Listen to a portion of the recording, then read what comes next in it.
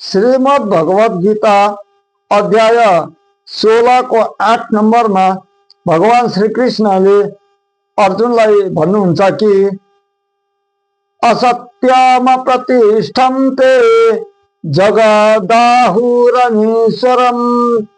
अपरस्पर सम्भूतम किमन्यत् कामहेतुकम्। यसरी भन्नुभएको छ।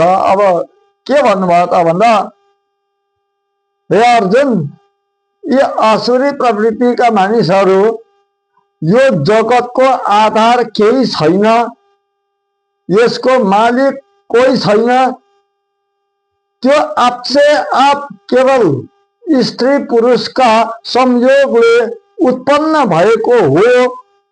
यसैले लाइसार कि खाइसार भनेर मोज मस्ती गर्नु बाहेक अरु यहाँ गर्नुपर्ने काम केही पनि छैन भनेर यस्तो खालको शास्त्र विहीन कुरा उनीहरूले पालन गरेका हुन्छन् भनेर भगवान श्री कृष्णले भन्नुभएको छ।